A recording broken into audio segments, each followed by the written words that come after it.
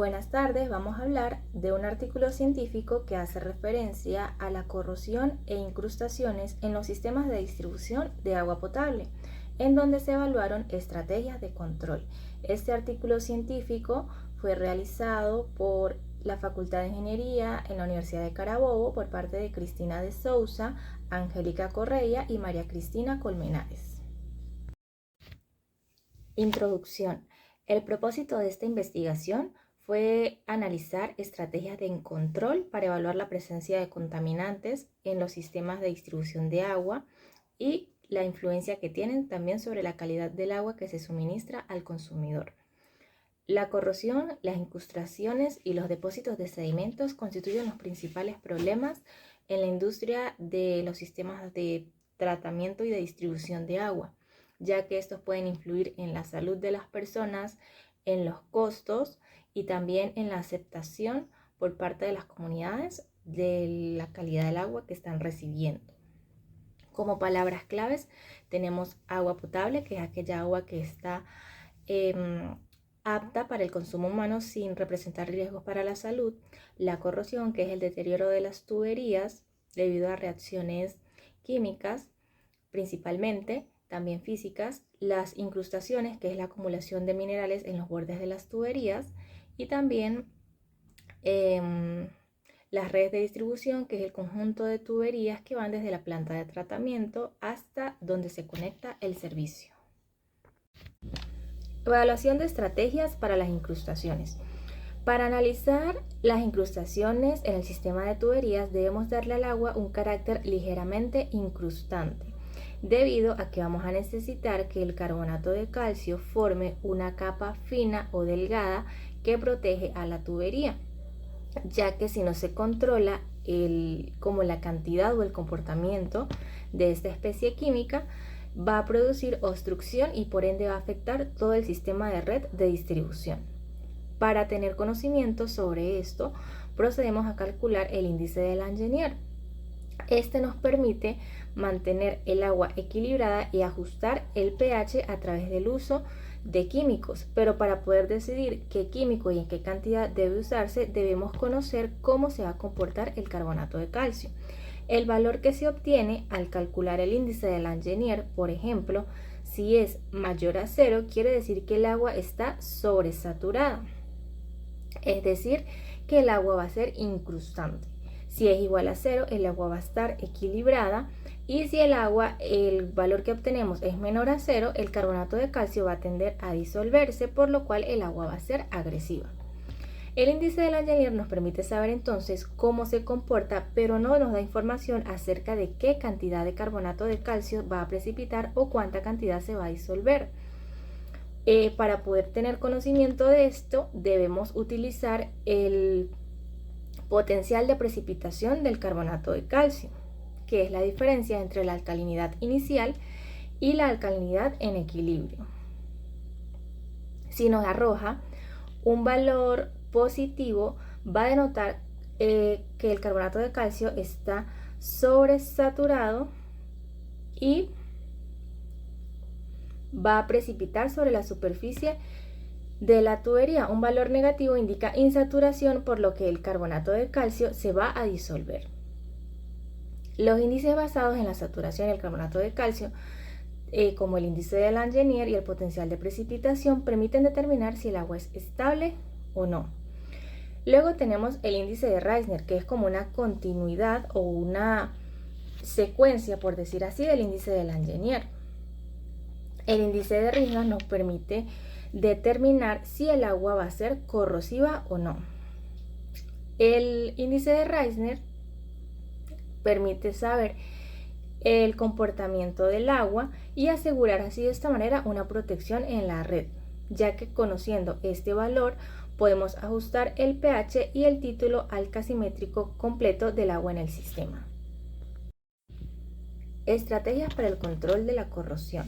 Selección de materiales. La selección de materiales para un sistema de distribución de agua potable tiene sus ventajas y sus desventajas en cuanto a su traslado, al costo y a la confiabilidad en el tiempo. La duración de una tubería o de un sistema de tuberías va a depender de la interacción que existe en el medio, es decir, con el agua. Depende de la química del agua y de las especies químicas que ésta contenga, va a depender la durabilidad de dicha tubería, por lo cual no solo debemos limitarla a la selección del material, sino también deben incorporarse procesos de limpieza, monitoreo y reemplazo de dichas tuberías. Un aspecto importante que debemos considerar en este caso es que debemos tratar de mantener el mismo tipo de material a lo largo de la red de distribución. Por ejemplo, si en un tramo de tubería hay hierro y en el otro hay cobre, esto puede generar un proceso corrosivo, por lo cual se afectaría lo que es la inversión y la calidad, la inversión en el sistema y la calidad del agua. En este caso se pueden utilizar algunos aislantes en caso de que no se pueda colocar el mismo material, pero siempre lo ideal va a ser utilizar un mismo tipo de metal, ya que el hecho de que una tubería sea fabricada para ser resistente a la corrosión, este efecto va a ser vulnerable o va a quedar limitado según la química del agua. Por lo tanto, siempre va a ser primordial, ante todo, conocer la química de las especies que van a estar presentes en esta agua que va a transitar a través de la tubería. Debemos tomar en cuenta consideraciones de ingeniería. En este sentido, hacemos referencia a lo que tiene que ver con el diseño de tubos y de estructuras que puedan hacer que el proceso sea operativo, ya que podemos tener un muy buen material, pero si el diseño es defectuoso, va a producir también una corrosión severa, aún el material sea el ideal en la selección. Por ejemplo, cuando las aguas son muy alcalinas, con alto contenido de sulfato y un pH que varía de neutro a ligeramente ácido, van a ser incompatibles con tuberías de cobre. También debemos tomar en cuenta las presiones, la velocidad del agua, la geometría, tratar de que no existan tantos codos o tantas curvas, proveer un aislamiento adecuado y escoger, como decimos, un fácil acceso a la estructura para que exista una inspección periódica. Ahora bien, en cuanto al tratamiento químico, tenemos, como lo mencionamos anteriormente, el ajuste del pH, que es el que se va a realizar estudiando principalmente el índice de Langelier.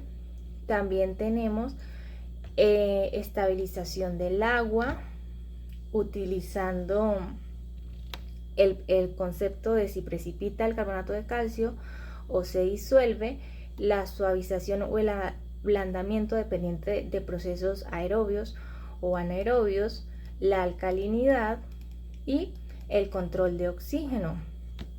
La presencia excesiva de oxígeno también puede aumentar la actividad corrosiva en una tubería. Remover el oxígeno del agua es un proceso que no resulta ni económico, ni factible, ni práctico, por lo cual sería importante eliminar el proceso de aireación en el tratamiento del agua e incrementar el ablandamiento de esta, por lo menos con el uso de la cal. También extender los periodos de detención en aguas tratadas. Y también una ventaja del oxígeno es que juega un papel importante, ya que puede crear películas pasivas que sirvan de protección a la tubería para que produzcan un efecto de una capa delgada de carbonato de calcio. En el caso de los inhibidores químicos, se puede controlar agregándole químicos al agua, como lo mencionamos anteriormente, en esta superficie dentro de la tubería, que permita que exista una barrera entre el agua y el material. Estos químicos se denominan inhibidores y son las que limitan la solubilidad de los metales o reducen la corrosión de los mismos. Algunos de los inhibidores más utilizados son ortofosfatos, polifosfatos, fosfatos mezclados y silicatos de sodio. Revestimientos, capas y pinturas. Otra técnica para mantener el agua corrosiva fuera del contacto de las paredes de la tubería es mediante un revestimiento de estas con una capa protectora. Estos revestimientos son usualmente aplicados mecánicamente cuando la tubería es fabricada o una vez que ya está instalada, solo que en el segundo caso, cuando ya se encuentran instaladas, el proceso es más costoso. Algunos revestimientos deben ser cuidadosamente monitoreados debido a que muchas de las pinturas que se utilizan contienen químicos que también pueden incidir en reacciones que puedan afectar la calidad del agua. Por ejemplo, algunos de ellos se asocian con crecimiento microbiológico, afectan el sabor, el olor y el lixiviado de los solventes. Estos revestimientos son esmaltes de alquitrán, de hulla, pinturas epóxicas, cemento y polietileno. Un método para extender la vida de una tubería y la resistencia a la misma de la corrosión y las propiedades hidráulicas es la deposición controlada de carbonato de calcio, que es lo que hemos venido hablando a lo largo de la descripción, o el proceso de recubrimiento con cemento para proteger la inversión en cuanto a tiempo, dinero y materiales, así como también para no afectar la calidad del agua. Un servicio que use tuberías revestidas nuevamente por cemento necesita que se considere nuevamente la química del agua para protegerlos y tener otros objetivos de control en la corrosión.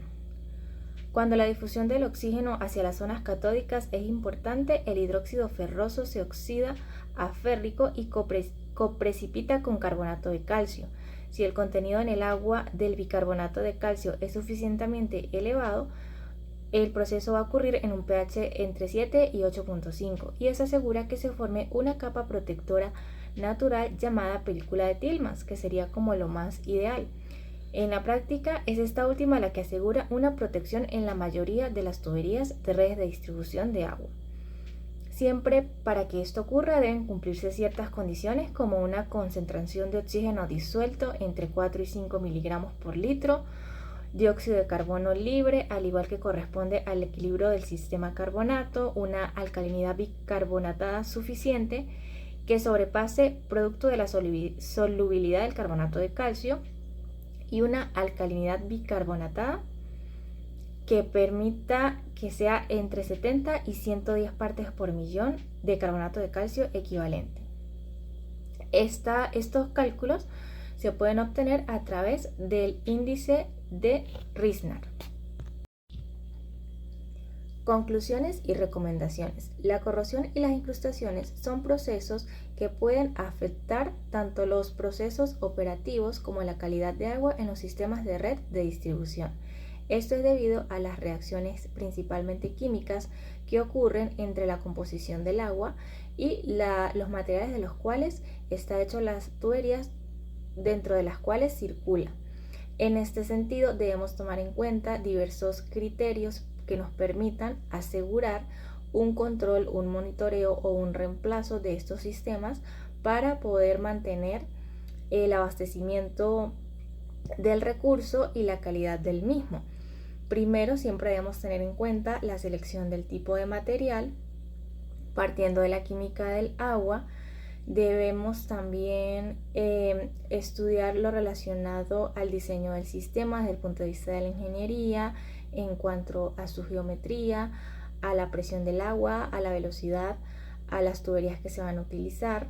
También debemos estudiar la química a través del pH, de la alcalinidad, de los inhibidores químicos, de la presencia de oxígeno, y debemos tomar en cuenta el uso de revestimientos o pinturas que puedan reforzar la protección dentro de esta tubería.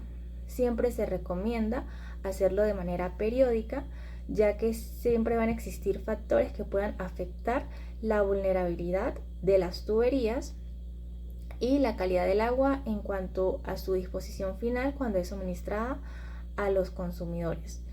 Se recomienda tratar siempre de establecer como parámetros principales la medición del carbonato de calcio para poder estudiar su comportamiento, su capacidad de incrustación o de corrosión a través del índice de Langenier, poder saber su cantidad y la capacidad incrustante que pueda tener para poder aprovecharlo para formar pequeñas capas delgadas que permitan o sirvan de protección a la tubería, pero que no terminen obstruyéndola.